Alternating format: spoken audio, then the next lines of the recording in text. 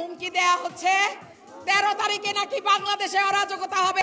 আমরা আজকে সমাধান করে দেন, রাতের মধ্যে আমরা বাড়ি ফিরে যাব। আর যদি 13 তারিখের ভয় দেখিয়ে প্রাইমারির মাস্টারদেরকে ঘরে ওঠানোর চেষ্টা করেন, আবারও রাজপথে রক্তাক্ত হব। আজ 9 বছরের শিশু সন্তানকে বলে এসেছি, মা হয়তো ঘরে ফিরবে, না হয় ফিরবে না, একদম বলে এসেছি।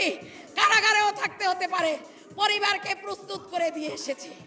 হয় 3.5 লক্ষ শিক্ষকের জন্য জীবন বাজি রেখে বিপন্ন হবে, না হয় বিজয়ীর বেশে আপনাদেরকে নিয়ে হাসি মুখে এই শহীদ মিনার প্রাঙ্গণ ত্যাগ করবে। আমরা আর আশ্বাসে বিশ্বস্ত হতে চাই না।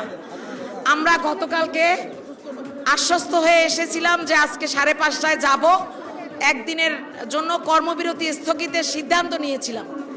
শিক্ষকদের, আমাদের সকল শিক্ষকদের জনরোষানলে আমরা আবার সেই সিদ্ধান্ত থেকে প্রত্যাহার করে কর্মবিরতি চলমান রেখেছি।